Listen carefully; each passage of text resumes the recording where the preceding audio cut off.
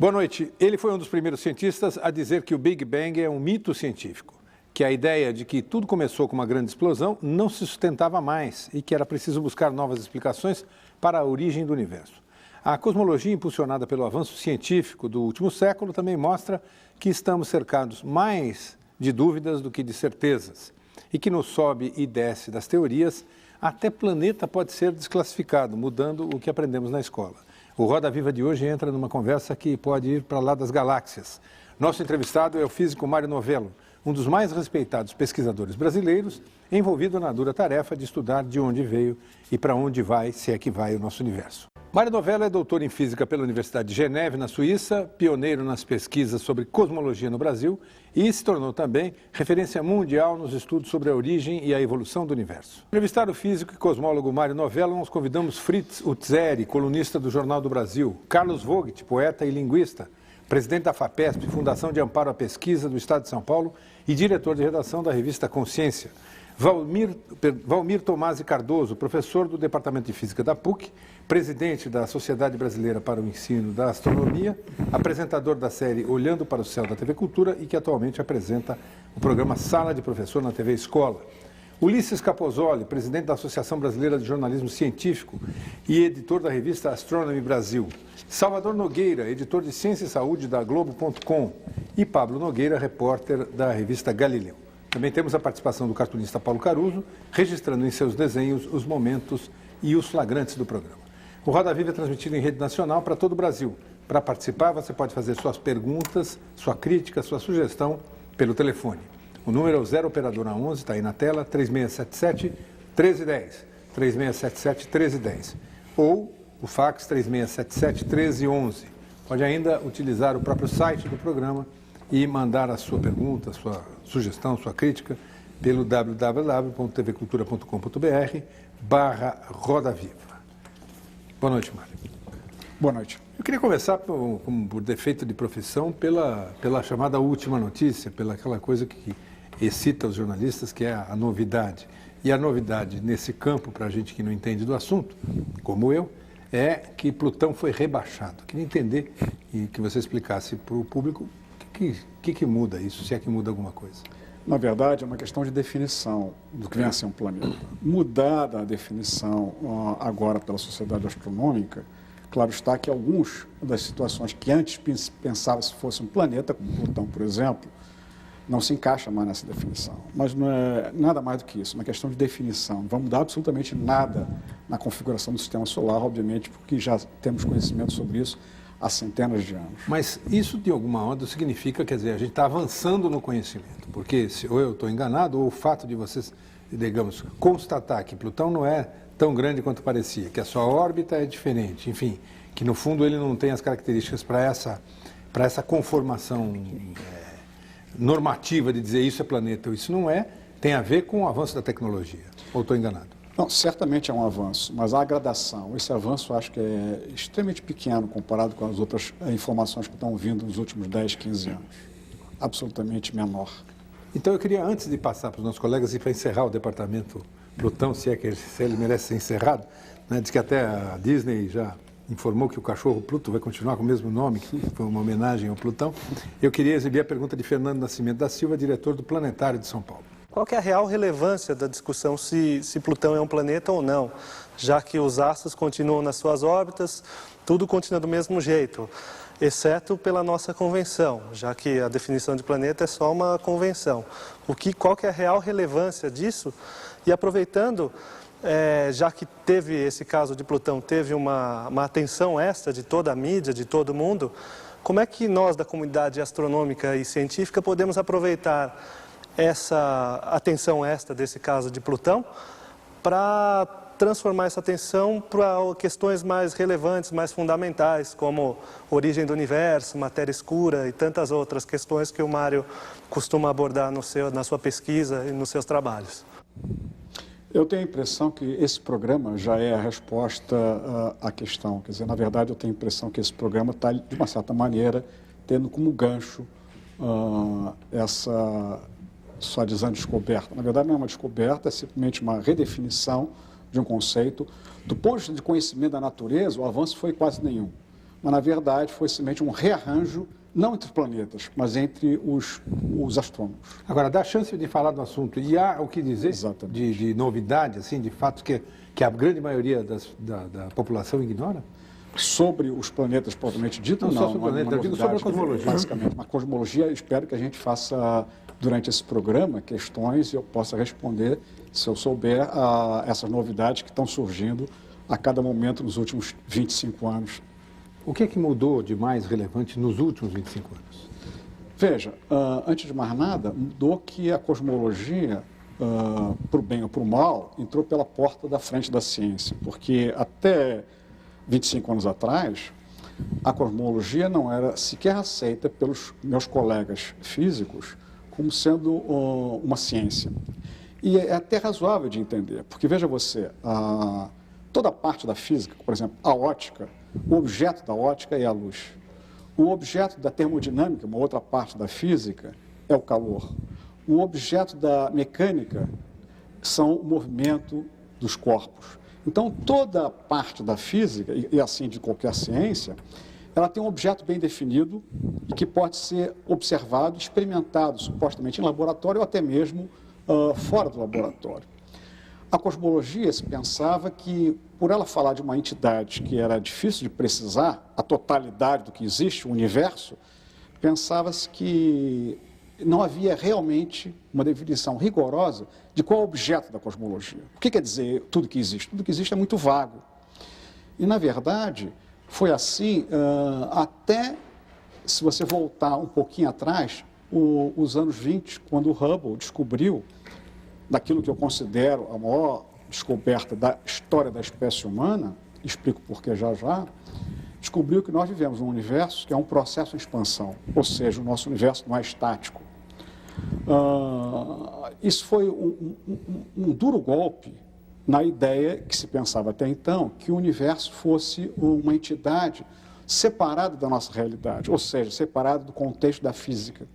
Ao fazer com que nós pudéssemos observar essa totalidade, enquanto totalidade, o Hubble introduziu na ciência o conceito de universo. Pela primeira vez nós pudemos observar o universo. O que estava em expansão não era um pedaço do universo, não era uma galáxia, era essa totalidade, que daqui a pouquinho a gente vai tentar entender melhor, essa totalidade que a gente chama de universo. Esse universo era um objeto passível de ser observado, de ser experimentado. Com isso, agora, curiosamente, isso aconteceu nos anos 20. Só nos anos 60, na verdade em 64, 65, é que a cosmologia pôde realmente ser aceita como uma parte da ciência integral por experiências que mostravam que o universo realmente era um processo de expansão, ou seja, o volume total do espaço foi menor no passado. E, na verdade, nós vivemos uma circunstância em que esse volume total aumenta com o passar do tempo. Nesse momento, ao mesmo tempo que nós adquirimos o problema universo, ou seja, a cosmologia passa a ser uma ciência, ela introduz um problema de imediato, que é quão pequeno foi esse volume no nosso passado. E aí acontece uma dessas situações que de tempos em tempos, em qualquer área da física ou da ciência em geral, acontece, uma ideologia tomou conta da ciência, qual seja a identificação de que no passado o que teria acontecido há uns poucos bilhões de anos teria que se identificar com o começo de tudo, ou seja, com o começo do universo. Isso, claro está, um raciocínio um pouquinho mais sofisticado mostra que seria uma ingenuidade pensar isso. Mas essa ideia de que o Big Bang foi identificado com o começo de tudo que existe passou para a comunidade.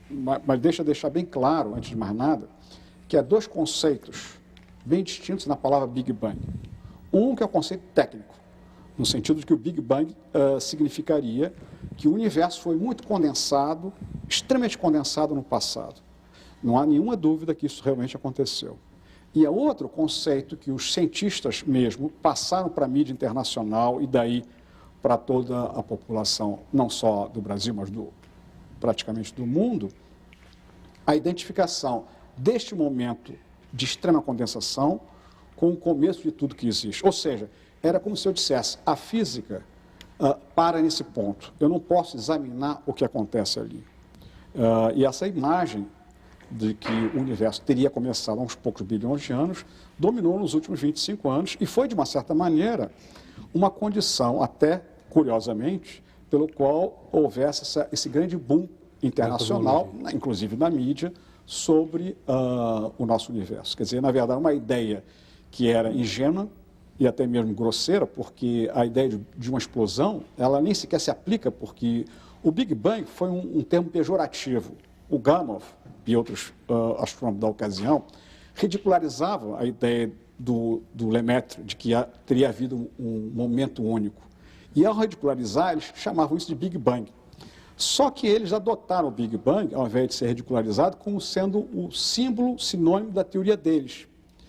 Veja você, até a ideia de explosão, nós temos uma ideia de explosão de um centro geográfico.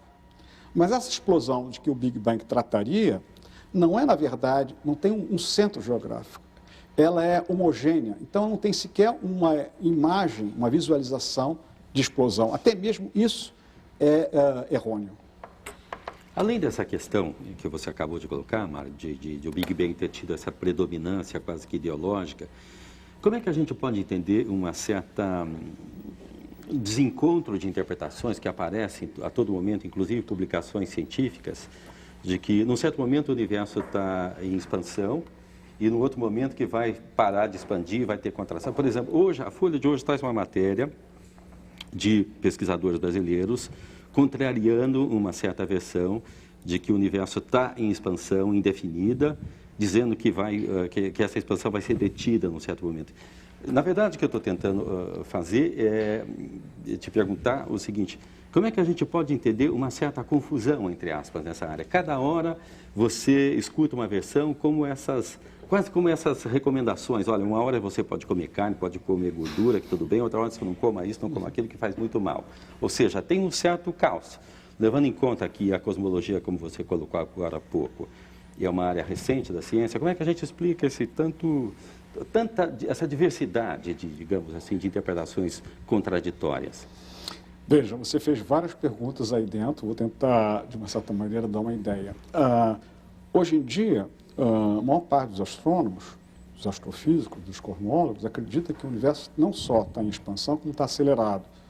Aliás, na verdade, essa aceleração é um problema para a cosmologia, porque nós não sabemos bem o que estaria acelerando esse universo, uma espécie de antigravidade.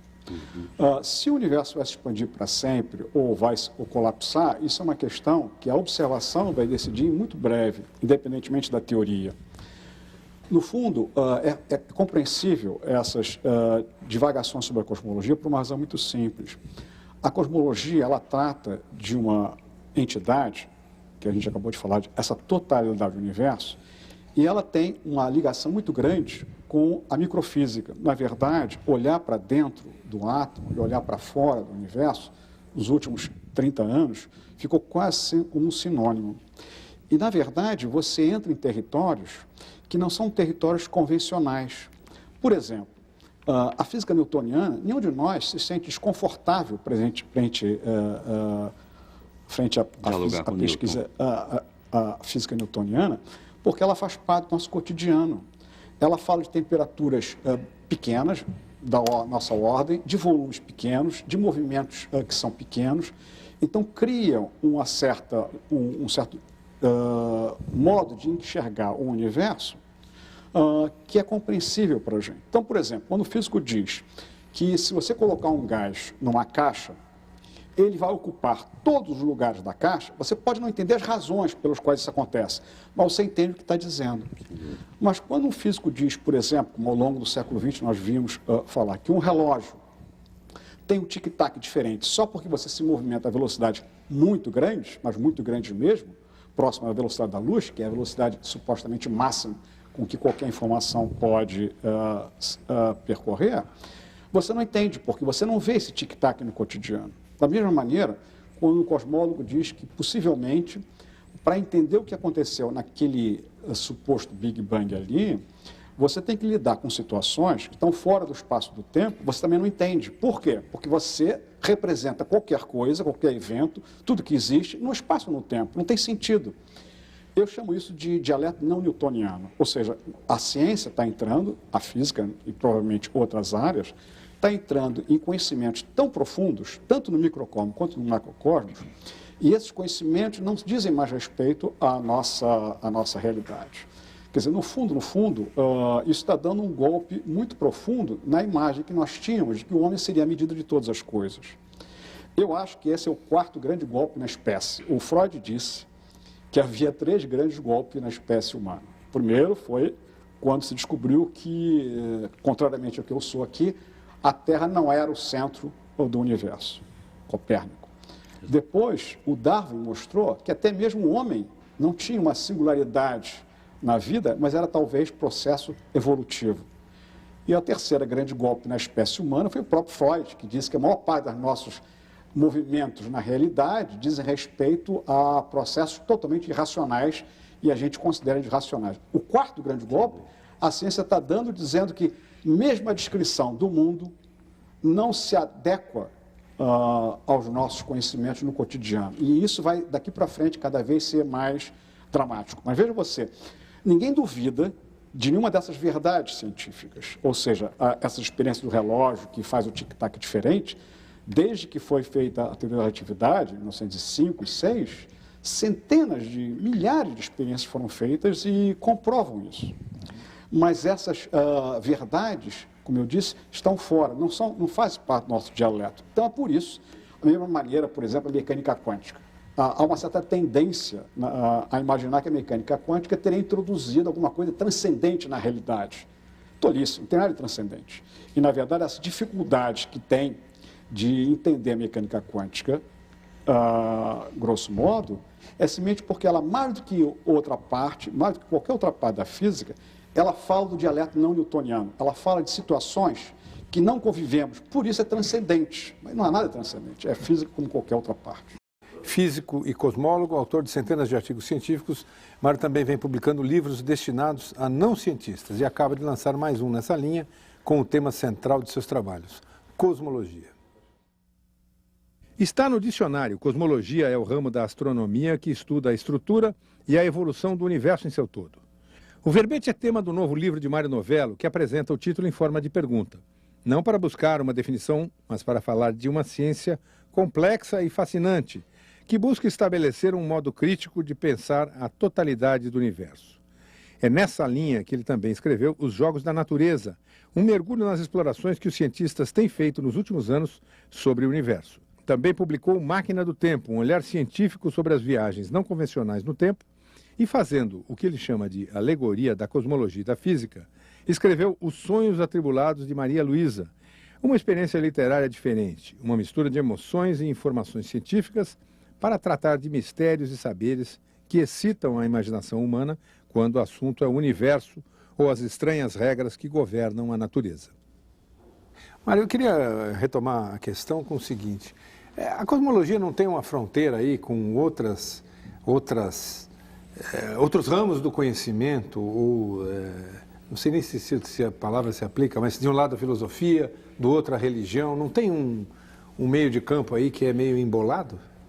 Veja, na verdade, esse foi o primeiro problema que os cosmólogos tiveram para convencer os físicos de que deviam se tratar, afinal de contas, de questões que a física sempre tinha deixado de lado.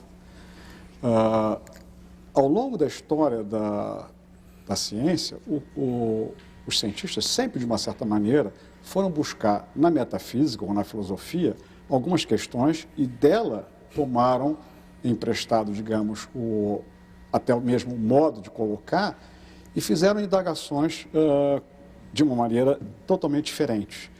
Nem melhor nem pior, só diferente. Na verdade, se você olhar ao longo da história da humanidade, todas as civilizações tiveram seus mitos de criação, judaica, a cristã, que na verdade se confunde, lá nas religiões antigas, todas elas tiveram seu mito de criação. E nesse momento, através mesmo do nosso modo de pensar o mundo hoje em dia, chega o mito científico da criação, que é exatamente o que a cosmologia está fazendo. Isso não significa absolutamente que nós estamos retirando qualquer movimento racional da ciência, de jeito nenhum. Ao contrário, Nós estamos exatamente tentando levar ao limite, em outras áreas, a explicação científica. O que não quer dizer que nós faremos isso eternamente. Não. Certamente há um modus convivendi aí muito grande entre a ciência e os outros conhecimentos, outros saberes, digamos assim. Ô Mário, mas a convivência, para voltar ao terreno aqui do cotidiano, a convivência entre os físicos e os cosmólogos é pacífica ou ela é atribulada? Você criou o Instituto de Cosmologia, Relatividade e Astronomia, Astrofísica, há algum tempo, e teve alguns embates, não é, com os seus colegas do CBPF. E essa convivência, ela é harmoniosa, ela é conflituosa, ela é feita de disputas teóricas, metodológicas, políticas, como é que é isso? Veja, quando as disputas são no terreno simplesmente científico, aí está muito bem, porque aí, afinal de contas, não se trata de personalizar o problema. Na criação do Instituto, a criação do Instituto certamente não é simplesmente uma atividade científica, uma atividade social, política, educacional, tem vários aspectos. E, claro está, por várias razões, nós tivemos dificuldade no começo. Veja, nós tivemos muita dificuldade. A criação desse instituto já vinha sido tentada há mais de 15 anos, com um grupo de cosmologia do Centro Brasileiro de Pesquisas Físicas.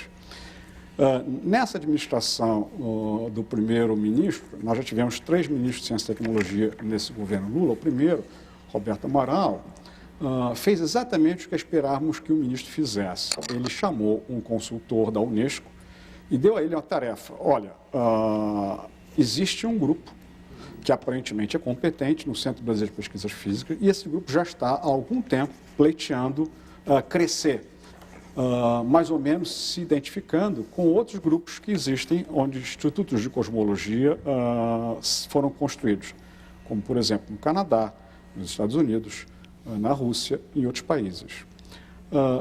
O consultor da Unesco deu um parecer extremamente favorável. Eu não vi o parecer, mas vi algumas consequências desse parecer. Extremamente favorável. E então passou-se uma etapa de construção, consolidação do Instituto. E aí aconteceu uma coisa quase que inesperada. Foram os colegas físicos que foram contra a criação do Instituto por várias razões. Algumas delas razoáveis, outras absolutamente fantasiosas.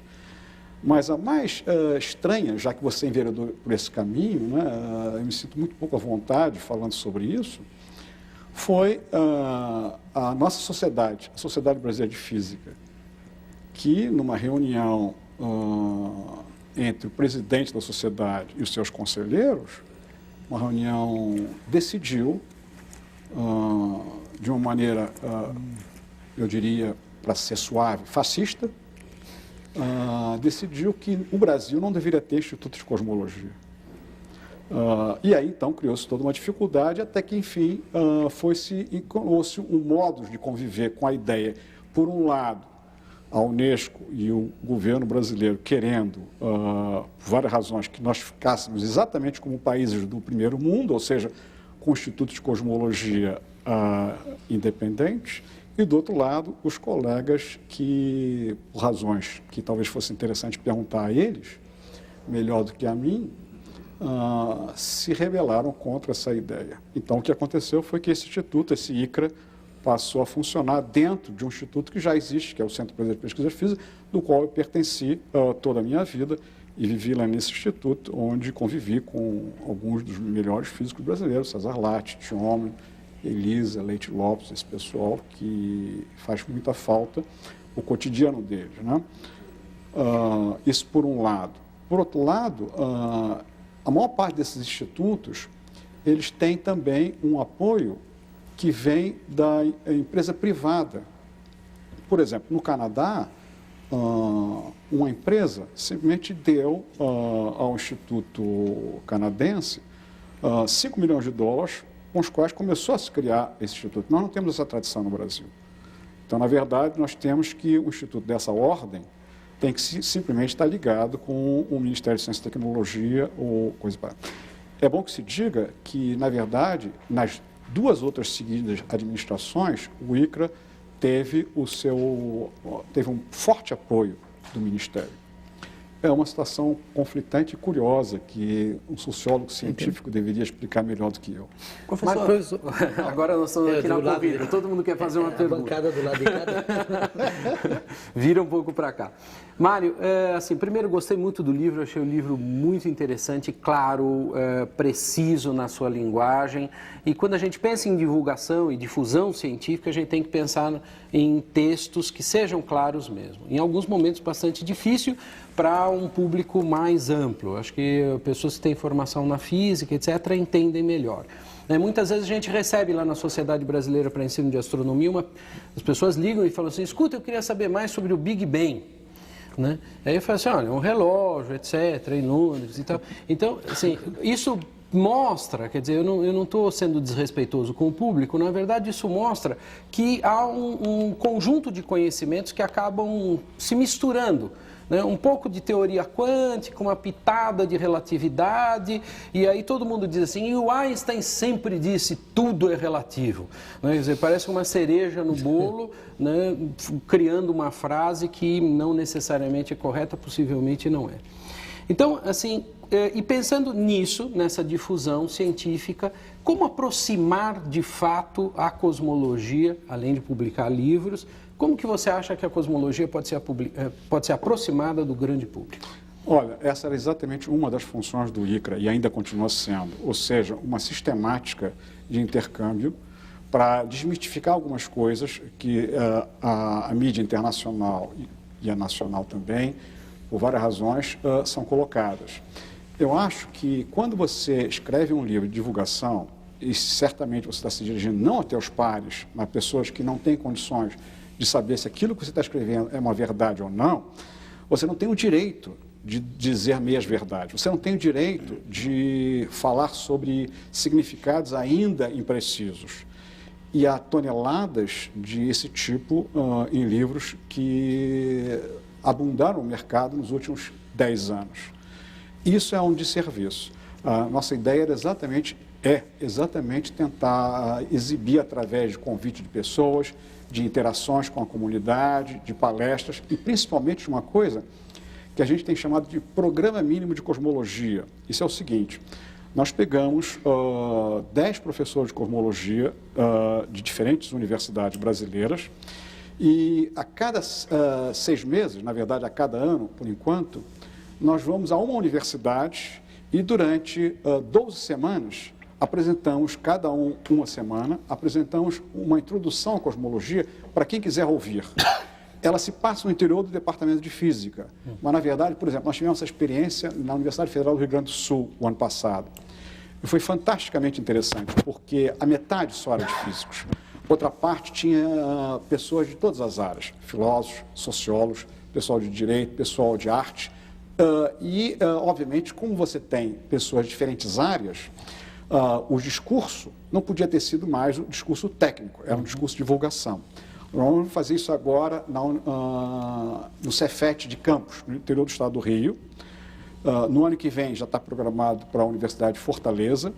E assim nós estamos fazendo a divulgação da cosmologia, porque veja você, mesmo a física da gravitação, que é no fundo o que está por trás da cosmologia, já a gente vai explicar melhor o que quer dizer isso daí, nas nossas universidades, ou pelo menos 80% das nossas universidades, e eu digo nossas, não só brasileiras, mas no mundo todo, nós ainda ensinamos aos físicos a física do século XVII.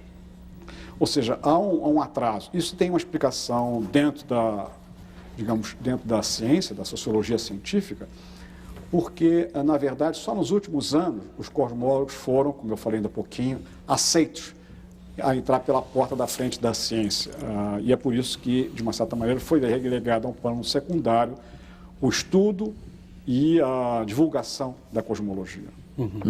Como levar isso, desculpa, só complementando, como levar isso para dentro da escola, do ensino médio, vamos pensar assim, a física moderna sendo levada para dentro da escola, que é um problema também hoje muito comum no ensino básico. É difícil porque nós temos que falar com dialeto não newtoniano, mas eu acho que se você pegar as pessoas competentes da área, elas são capazes de explicar exatamente as coisas mais sofisticadas de um modo simples que possam ser compreensíveis.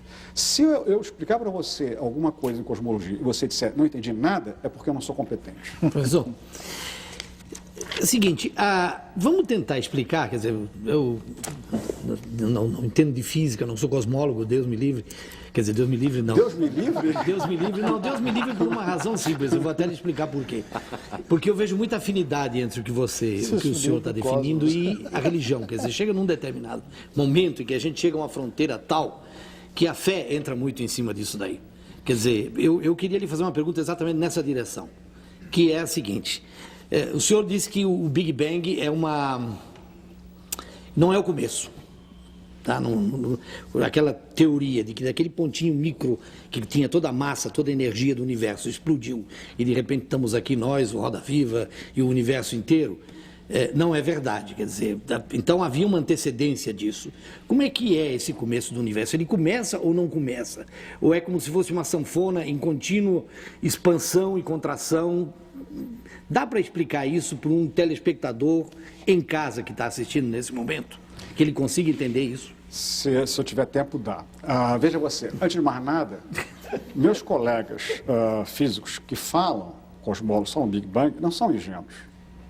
Há uma explicação bem técnica sobre a palavra Big Bang. A palavra Big Bang, tecnicamente, significa que houve uma condensação muito grande no passado. O ponto concreto é que, por várias razões, os físicos, em um certo momento, abdicaram de entender, interpretar, compreender esse momento, porque não havia informação sobre isso, não havia dados observacionais sobre aquilo. Então, quando não há dados, o que você faz? Você passa para o público uma informação dizendo, não sabemos o que teria acontecido no Big Bang. Não foi isso que aconteceu.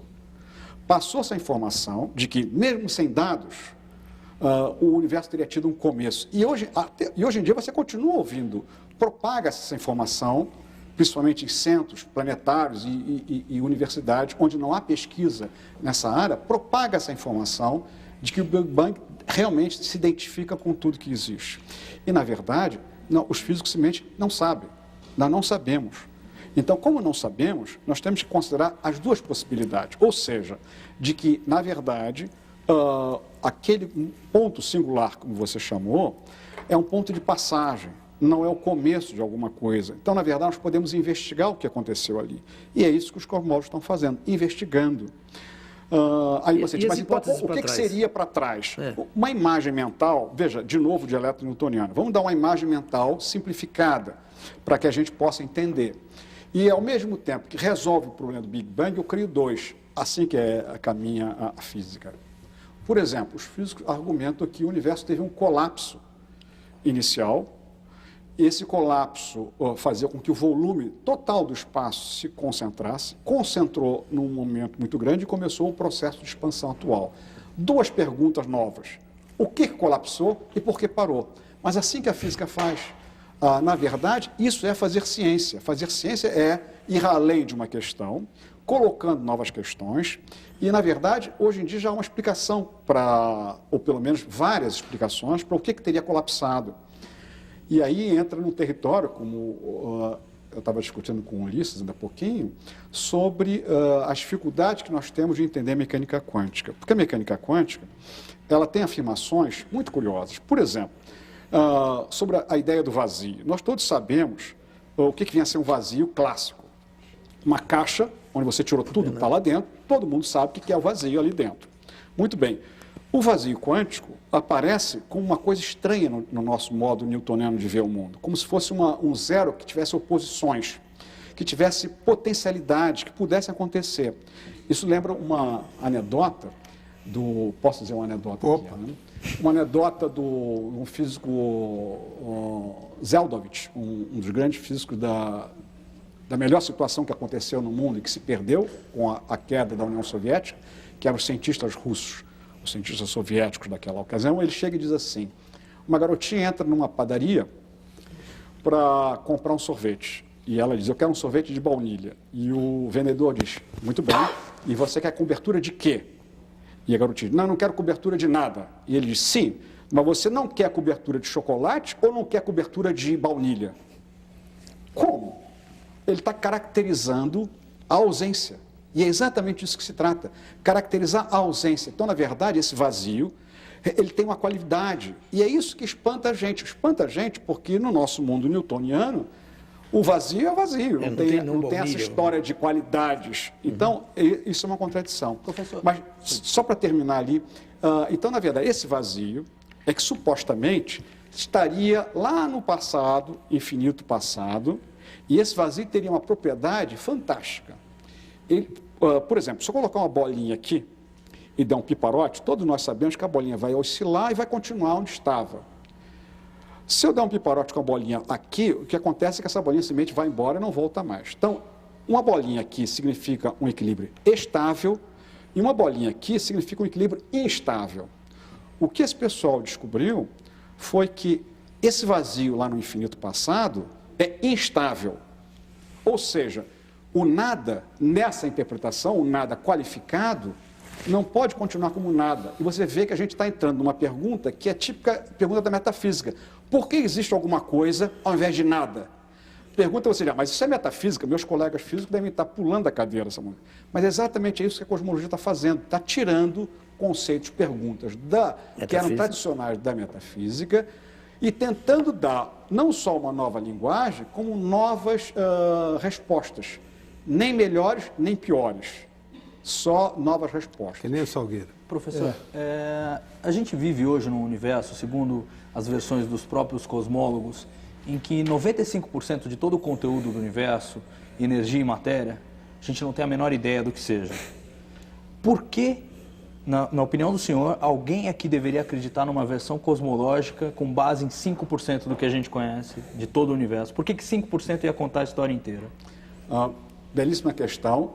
Veja você, se você fosse discutir com isso, com o pessoal que está fazendo os grandes laboratórios de partículas elementares, chamadas hoje altas energias, você seria expulso de lá imediatamente. Por quê? Você está dizendo o seguinte, por que eu vou gastar 2 bilhões de dólares se no fundo, o que eu vou saber, se na verdade se trata de 5% da matéria do universo, dito de outra maneira o que você está falando. Na verdade, o que se descobriu é que nós temos bastante informação sobre o fato de que o universo é um processo em expansão. Mas nós temos dificuldade hoje em dia de entender a matéria que está no universo. Mas pode ser que, se a gente olhar de um outro modo, não seja o problema da matéria, seja o problema mesmo da força gravitacional. Seja porque nós estamos... Veja, entre Newton e Einstein, levou-se uns 300 anos, mais ou menos, para mudar a força gravitacional, a interpretação, a teoria, o modelo para descrever. De Einstein para cá, fazem já 80 anos. Mas com o avanço rápido da ciência nesse século, nós devemos pensar que já está no momento de mudar a teoria da relatividade, a teoria do Einstein. Veja, no fundo, se trata da mesma ideia que está ligada por trás da unificação. A gente sabe, os físicos sabem, que para explicar tudo que existe, você pode, de uma certa maneira, utilizar somente 4 forças. Dessas 4 forças tem a gravitação, que faz com que a gente caia se a gente faz um pequeno pulo para cima, né? Faz as coisas caírem. As forças elétricas, que a gente chama de eletromagnéticas, e forças do interior da matéria, lá no interior do núcleo, chamadas forças nucleares. São 2 forças, não me interessa nesse momento discutir. Essas 4 forças, na verdade, explicam tudo que existe e, de uma certa maneira, só a força gravitacional é responsável para descrever o universo. Por quê? Por uma razão muito simples. Ela é a única força que é universal, ou seja, tudo que existe sente a força gravitacional e é atrativa. Na verdade, o fato de que tudo que existe sente a força gravitacional significa o seguinte, essas outras forças, por exemplo, as forças eletromagnéticas, existem partículas, eu estou sendo muito técnico, Fritz, Você acha que eu estou sendo muito técnico? Eu não sei exatamente como os telespectadores estão vendo, não. Confesso que eu não sei. Mas veja Porque, você, para explicar essas 4 forças, eu estou simplesmente dizendo que a força gravitacional é a que determina, de uma certa maneira, a estrutura do espaço. Mas a força gravitacional, porque ela é exatamente universal, ou seja, tudo que existe sente a força gravitacional. De uma tal maneira que eu costumo dizer, e eu disse isso no meu livro, que você pode até definir a palavra existir através da força gravitacional. Existe aquilo que tem uma interação gravitacional. Existir é uma tendência irresistível. Por isso é que, por exemplo, nunca ninguém viu um fantasma cair, nem um gnome, por isso que fantasmas e gnomos não existem. Deixa eu só terminar com a frase que eu gostaria de falar, que é, por isso eu digo, caio, logo existo. Querendo significar com isso que a força gravitacional é a única força que existe em tudo que existe no universo. Ou seja, todas as forças podem ser, às vezes, atuam em certas propriedades da matéria, outras não. Mas a gravitacional não. Não, tudo bem. O senhor falou das 4 forças da natureza que os físicos entendem bem e conhecem, inclusive a gravidade, que seria universal. Mas existe uma 5ª força aí, que responde por 3/4 do universo, e que os físicos não têm a menor ideia do que é. E mais, é essa força que dita agora a expansão acelerada do universo. Quer dizer, eu volto à minha pergunta original. Por que a gente deve acreditar que os cosmólogos têm alguma ideia de onde começou o universo e para onde ele vai, se eles têm uma força que responde por 3/4 do universo e eles não sabem para onde ela está indo? Veja, na verdade, se você olhar as publicações que são feitas hoje em dia no Astrofísico Júnior, publicações técnicas, há várias propostas para explicar essa questão. Há várias propostas, mas isso é assim que a física funciona, no sentido de que o consenso só vai vir mais adiante com a comprovação experimental. Um exemplo, talvez uma explicação mais simples, seria voltar à ideia de uma existência de uma força misteriosa que o Einstein inventou, chamada constante cosmológica. E, na verdade, ao inventar essa constante cosmológica, o Einstein fez 2 movimentos. O primeiro movimento é que ele introduziu a cosmologia como uma ciência. E o segundo movimento, ele mostrou como o pensamento dele era extremamente reacionário, ideologicamente falando, porque ele... essa história é interessante, eu contei, o Cardoso talvez se lembre disso, contei lá na PUC quinta-feira passada. O Einstein fez uma nova teoria da gravitação. Uma teoria da gravitação, a gente acabou de ver, a força que determina o universo, determina então uma cosmologia. O que o Einstein faz? Aplica a teoria dele ao universo, mas só que ele tinha uma ideia preconcebida de como o universo devia de ser. Ou seja, a ideia dele é que o universo devia ser uma coisa estática. E, na verdade, era a ideia do século XIX, que permeou toda a física no começo, até o finalzinho do século, começo do século XX.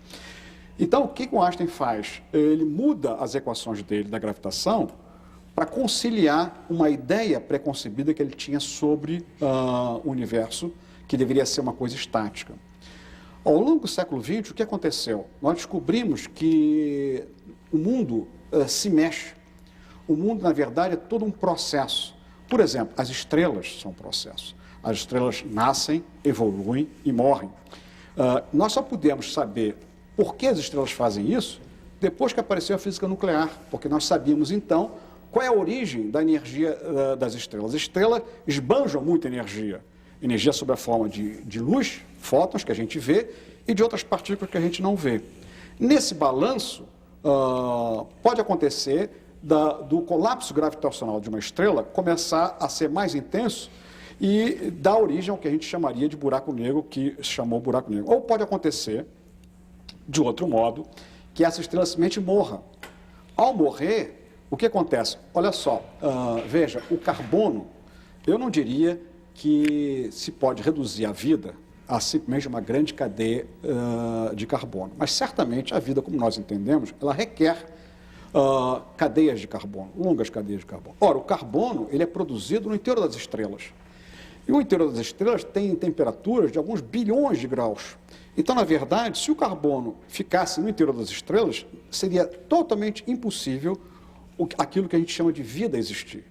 Porque a estrela tem um processo, ela pode morrer, explodir, jogar esse carbono por meio interestelar e aí, por acaso, ou por um processo evolutivo, esse carbono criar longas cadeias e, eventualmente, mais adiante, dando origem ao processo de vida.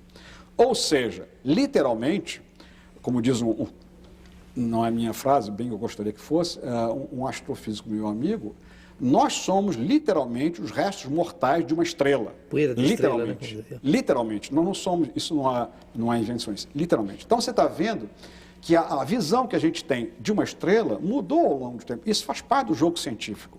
Na verdade, se a estabilidade de uma ideia na ciência durar muito, é porque os cientistas são incompetentes. Você acompanha hoje no Roda Viva a entrevista com Mário Novello, pesquisador e professor titular do Instituto de Cosmologia, Relatividade e Astrofísica do Rio de Janeiro. O Instituto está ligado ao Centro Brasileiro de Pesquisas Físicas, entidade voltada para a pesquisa científica básica e para programas de pós-graduação em física teórica e experimental. É onde o professor Novello desenvolve o seu trabalho pioneiro no Brasil sobre estudos da origem e da evolução do universo. Professor, tem uma pergunta aqui de diversos telespectadores, que eu vou citar apenas alguns. Jorge, de São Paulo, pergunta o seguinte, elas têm alguma variação. Qual a possibilidade de existir vida inteligente em outro planeta do nosso sistema solar ou em outro planeta qualquer? Eduardo Delgado de Rio da Serra, em São Paulo, pergunta se existe outro planeta com vida inteligente. E, finalmente, o Décio Cristiano faz uma versão dessa pergunta, eu sei que uma é uma coisa e outra é outra coisa, que diz o seguinte: existe vida fora do planeta Terra? De que tipo? Veja, eu não sou um especialista no assunto, então eu posso seguir o que diz o especialista, é o Carl Sagan, que levou mais de 25 anos fazendo pesquisa em Arecibo, um radiotelescópio que ele tinha lá e uma equipe fantasticamente competente. E depois de tanto tempo, ele, no último livro que ele publicou, ele caracteriza que ele esgotou as possibilidades de, segundo ele, de existência do que a gente chamaria de vida inteligente fora da Terra, não só no sistema solar, mas mesmo fora do sistema solar. Agora, por que se a gente aceita aí nós estamos escapando um pouco da cosmologia, mas eu me permito fazer essa pergunta. Por que se a gente aceita a singularidade do ser humano, a gente ao mesmo tempo não aceita a ideia de que só tem vida inteligente aqui? Eu preferiria não comentar essa pergunta, porque não é a minha área, não tenho uma opinião, mas eu acho que não é o caso de dar uma opinião. Pablo. A ideia de múltiplas geometrias, ela de certa forma traz também, do ponto de vista científico e do conhecimento, um certo conforto em relação a isso, porque não nos obriga a pensar de maneira unívoca o universo todo, não é? Quer dizer, as diferenças existem como parte, não é, do processo de expansão, de desenvolvimento, de modo que não é obrigatório que haja, não é, em todo o canto do universo, situações de semelhança às que se observam, digamos, neste micro-universo planetário que é a Terra. Na verdade, acha isso? Exatamente o contrário, você tem toda a razão. Há situações que apontam de semelhanças muito grandes, em circunstâncias, algumas mesmo catastróficas, como, por exemplo, na vizinhança de estrelas colapsadas ou coisas parecidas, onde propriedades totalmente diferentes das que vemos na nossa vizinhança aconteceriam, certamente. Professor, você teve há pouco se referido à dificuldade da cosmologia ser vista como uma área mais legítima dentro da física, né?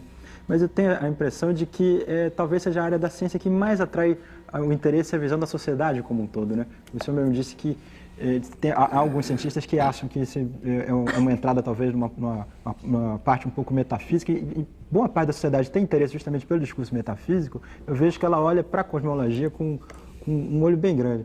Por exemplo, eu estava vendo um site sobre o budismo em que as pessoas estavam discutindo as teorias de modelo estacionário, que são uma coisa que não se discute mesmo na física, mas como o budismo é uma religião sem modelo de origem, eles estavam sem mito de origem, eles estavam se remontando à física para buscar uma legitimidade ao discurso deles. E a gente tem também um outro acontecimento na história da física, mais ou menos semelhante, né, que quando Lemaitre propõe a ideia de que depois vai se tornar o Big Bang, na Igreja Católica chega a cogitar a ideia de devemos legitimar ou não essa ideia de Lemaitre, né, que além de físico era padre, mas depois eles optam por não por não legitimar, justamente para permitir que ela se mantesse como ideia física. Mas, como é que o senhor sente, estão trabalhando numa área que tem tanta interferência social? Quer dizer, pode dialoga, na verdade, com a religião, com o sentimento, com a visão de mundo de tanta gente, que afeta a sociedade de uma maneira tão ampla.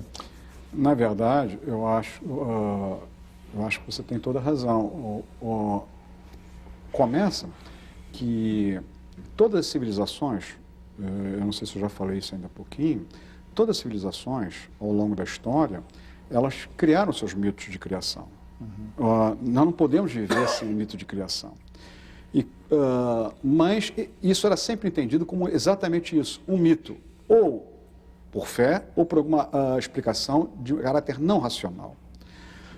Por isso que a física, desde Newton até o começo do século XX, ela se absteve de discutir problemas de origem. Não havia evolução. Se não há evolução, não temos que discutir processo de formação.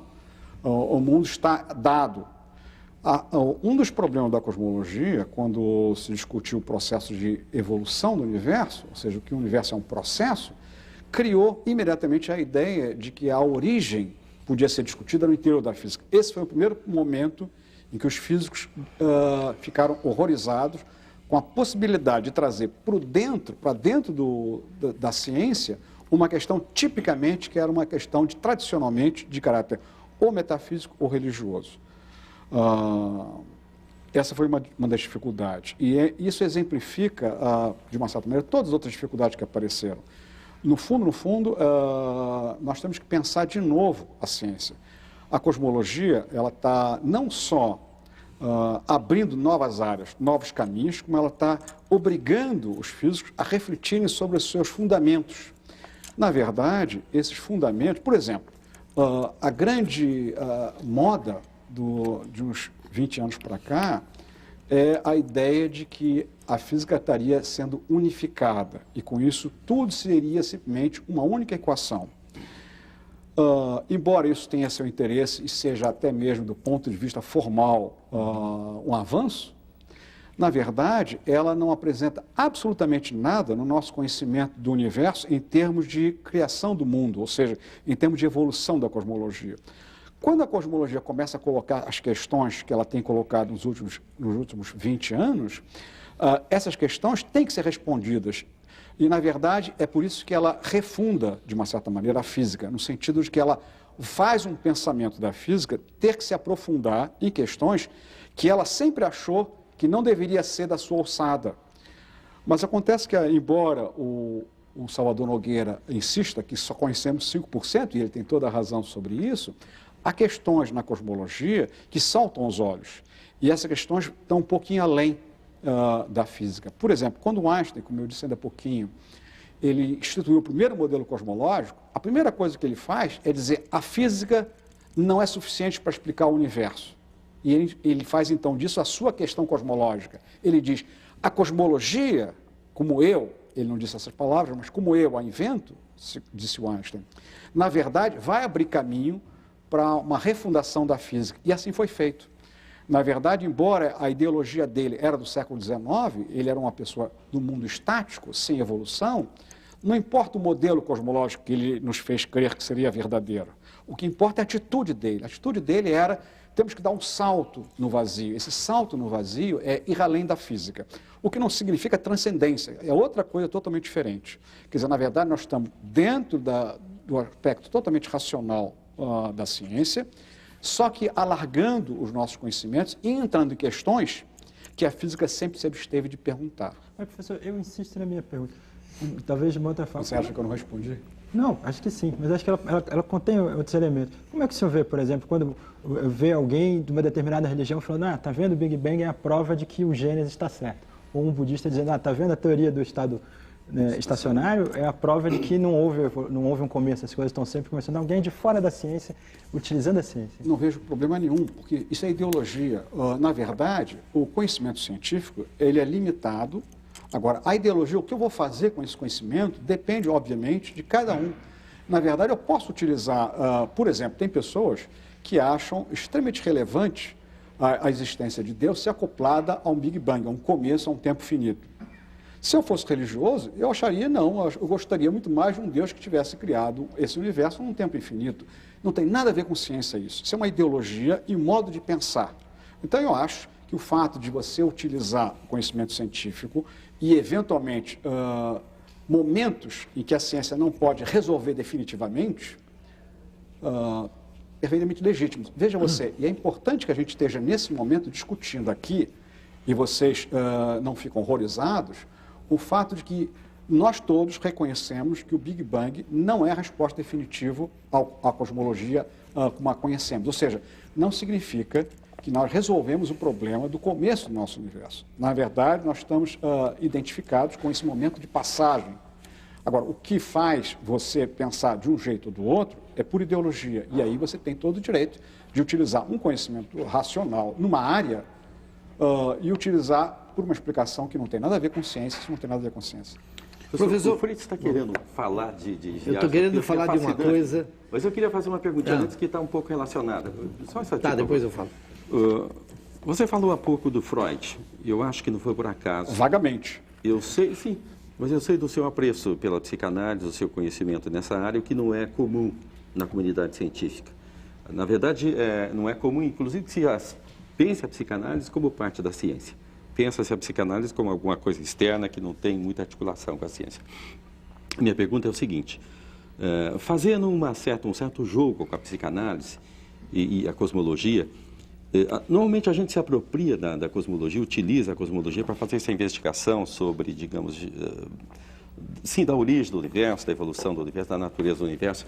Mas eu pergunto, em termos quase de mitológicos, em termos de uma certa representação da realidade, em termos de uma certa estruturação de saúde mental, em termos de uma possibilidade de uma estética, não é de importância fundamental que as pessoas, como de um modo geral, tenham uma ideia de cosmologia, que tenham uma ideia sobre a origem, a evolução do universo? Isso não está ligado de alguma forma a uma certa saúde mental? As pessoas não precisam dessa ideia particular no mundo para ter uma noção de localização, uma noção de si? E isso não nos remete de alguma forma à psicanálise? Eu concordo plenamente que há uma necessidade de um pensamento racional sobre o universo, e é exatamente por isso que eu me senti na obrigação de escrever esses livros de divulgação para tentar mostrar que há alternativas a ideias que estão no mercado, e essas alternativas são tão viáveis e tão apoiadas pela observação quanto as que são consideradas a ciência oficial. Eu concordo plenamente com o que você falou.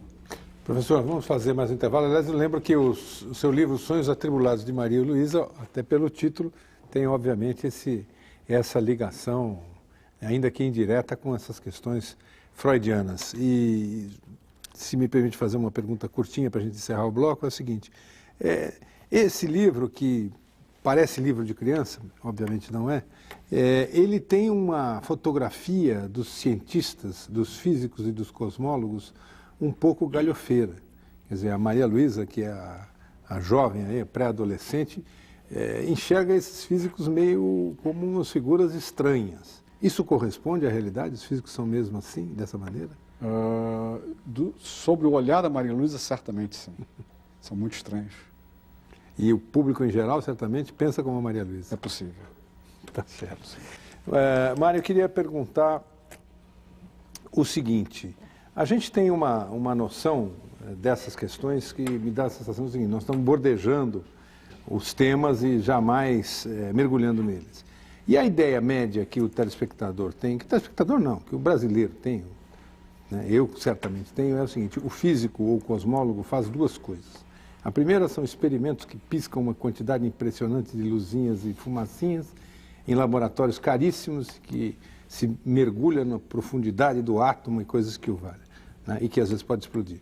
E a segunda, no lugar comum, é gigantescas equações matemáticas num quadro negro. Até no começo do programa nós vimos na reportagem que lhe apresentou assim, essa mesma cena. Onde é que uma coisa casa com a outra, se é que casa? Deixa eu só complementar essa pergunta com uma perguntinha também, pegando uma carona, que é a seguinte: o ano que vem a gente tem um acelerador de partículas gigante entrando em operações. Partículas e galáxias e cosmologia, para não pensarmos em física extragaláctica, né? Tem muito a ver, né? Então, assim, o que se espera como resultado? Você, pessoalmente, o que você imagina? Não estou fazendo nenhuma pergunta futurológica, mas o que você espera que esse grande acelerador de partículas traga para a cosmologia? Olha, na verdade, você assistiu a palestra lá no outro dia, e eu diria a mesma coisa que foi dita naquela ocasião, ou seja, pelo Oscar Eboli. Ou seja, nós esperamos que a experiência contradiga a teoria atual. Porque se ela, por acaso, não bater com a nossa teoria, vai se abrir novos campos. E, na verdade, nós estaríamos, então, cheios de novas questões, e é assim que vive a ciência, de questões, de dúvidas, não de certezas. Eu esperaria que ela contradiga a ideia do que nós esperamos que seja o interior do mundo das partículas elementares. Tomara. Mas só para voltar à minha pergunta que ele sequestrou, na verdade... Equações e experimentos têm a ver uma coisa com a outra? Em princípio, deve haver uma convivência pacífica entre a teoria e a observação. Ao longo da história, nós temos todo tipo de possibilidades. Um passou na frente do outro e exatamente, todo tipo de possibilidades. Na verdade, eu diria que hoje em dia nós estamos sendo, os cientistas estão sendo um pouco mais, menos rígidos na sua ânsia de procurar respostas antes da comprovação observacional. Nós temos, por exemplo, teorias que estão na moda lá no microcosmos há 20 anos, que não tem nenhum dado observacional. Por que elas continuam na moda? Isso é um problema interessante para a sociologia científica. Mas, em geral, o que acontece é que a teoria e a observação devem ser casadas, defasadas no tempo, certamente, porque é assim que aconteceu ao longo da maior parte dos grandes resultados que os cientistas, os físicos em particular, tiveram. Mas certamente um não pode viver sem o outro. Embora a convivência pacífica no cotidiano, isso é outra história. Vamos falar da máquina do tempo, senão não vamos ter tempo de eu falar disso. Bom, nós temos quantos minutos aí? Temos sei, mas o tempo minutos. É inexorável. O senhor escreveu esse livro, A Máquina do Tempo, e, obviamente, isso é um objeto de ficção que vem desde H.G. Wells, e provavelmente até de antes. A possibilidade, mas a gente sempre encarou isso como uma fantasia, ficção científica e tal. E, no entanto, a cosmologia diz que isso é possível. Dá para explicar isso no tempo que resta desse programa, de modo que aquele ouvinte lá de casa, o telespectador, entenda? Dá para explicar. O ponto é o seguinte, de uma certa maneira, e isso não, vou ficar devendo a explicação maior, porque... não, dá menor mesmo. Quem determina... Porque, veja, essa ideia de passado e futuro é uma ideia que nós temos lá atrás, vem de uma ideologia. Nós todos achamos que nós nos caminhamos para o futuro e, consequentemente, trivialmente, nós nos afastamos do passado. Isso é tão óbvio que até mesmo dizer isso soa quase como uma redundância. E, na verdade, para que exista o efeito que você chamaria de volta ao passado, isso certamente deveria ser violado. Ou seja, ao andar para o futuro, eu não estaria me afastando do meu passado. Aí a imagem mental que você pode pensar, que ao invés daquela linha reta que ingenuamente nós imaginamos que é a linha do tempo, na verdade seria um círculo. Isso é difícil de imaginar porque nós não temos essa experiência no nosso cotidiano. Mas mais importante ainda é que isso não depende do nosso gosto. Ou seja, há uma força no universo que determina a estrutura causal do mundo. Ou seja, o que vem antes, o que vem depois, quais são os efeitos.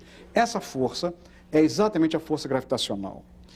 Então, se você perguntar por que nós não podemos voltar ao passado, a maior parte das pessoas não sabe responder racionalmente essa questão, a não ser com o fato óbvio de que nós não temos essa experiência no nosso cotidiano. Na verdade, nós não temos essa experiência na espécie humana, e a razão é muito simples. E essa é uma das grandes consequências da relatividade do Einstein, é de mostrar que essa estrutura causal tem a ver com a força gravitacional. E então você entende, os físicos entendem, por que eu não posso voltar ao passado. Nós não temos, na espécie humana, essa experiência na nossa Terra e na nossa vizinhança. Puerilmente é porque o campo gravitacional é fraco. Você diz, como pode? Na verdade, é exatamente o fato de que o campo gravitacional determina a estrutura causal do mundo, que a observação de que o campo gravitacional é fraco na nossa vizinhança, entende-se por que nós não podemos voltar ao passado. Então você pergunta, significa isso que então em lugares onde o campo gravitacional for muito intenso, você poderia, em princípio, voltar? Eu diria, um corpo colocado ali, naquele lugar, poderia ter a experiência que nós chamamos de voltar ao passado. Corpo lê-se, provavelmente, um astro, alguma coisa assim, não é um cidadão? Não, qualquer objeto, qualquer Sim, corpo. Um objeto, na verdade, isso aconteceria, seja, por exemplo, o que quer dizer campo gravitacional muito intenso? Uma estrela colapsada, na vizinhança de um buraco negro, ou coisas parecidas, como um buraco negro, onde o campo gravitacional é muito forte. A experiência de volta ao passado, por um corpo, qualquer que seja, uma pessoa, um átomo, qualquer coisa que seja, ali poderia ter essa experiência, ou seja, de retorno ao passado. E aí cria todo um problema ideológico sobre as dificuldades que tem de você voltar ao passado. Nós tivemos o Novikov, e agora eu me lembro do nome dele, Novikov, que é um físico russo que agora vive na Dinamarca, teve uns 5 anos atrás aqui no ICAR, no CBPF, e explicou as razões técnicas pelas quais não haveria dificuldade com aquele famoso paradoxo do avô. Ou seja, como eu posso voltar ao passado, se eu mato meu avô, inviabilizo o nascimento da minha mãe, então quem inviabiliza o meu próprio nascimento? Quem voltou ao passado? Então esse paradoxo, que é um paradoxo que foi criado lá pelos lógicos há mais de 2000 anos, os matemáticos, os físicos, resolveram esse paradoxo. E Novikov é um deles, mostrando que, no fundo, o que está acontecendo é uma mudança radical no nosso modo de ver o mundo. Nós temos uma tendência de ver o mundo retalhando o mundo, cortar pedaços do mundo para entender. É assim que a gente evoluiu ao longo da história. E o Novikov argumenta, e outras pessoas com ele, que o mundo é uma unidade, que, na verdade, a estrutura do mundo está integrada e que o retalhamento do universo é feito e pode ser feito em circunstâncias como onde a gente vive aqui, na Terra, onde o campo gravitacional é fraco. Mas em situações onde isso não é verdade, esse retalhamento do mundo não pode ser feito mais. Então, na verdade, o universo é uma totalidade unitária. Professor, nosso tempo acabou. A última pergunta, eu acho que dá um programa inteiro, mas é sempre curta, afinal. Muita gente acha que a ciência vai chegar a um ponto que não tem mais o que estudar e o que investigar. Aliás, na próxima segunda-feira exibiremos aqui um programa do Francis Fukuyama que chegou a dizer que a história acabou. Na sua visão, a ciência terá um fim, há um ponto final nessa descoberta e na busca do conhecimento? Certamente não, no meu modo de ver, porque a natureza é inesgotável. Na verdade, o físico não tem a pretensão de descrever tudo que existe. O que ele deve é tentar descrever tudo que existe. E esse jogo com a natureza, daí o nome Jogos da Natureza, na verdade não tem fim. Mas isso, obviamente, você não pode afirmar racionalmente, nem por um lado, nem por outro. Se trata de uma questão de fé nesse momento.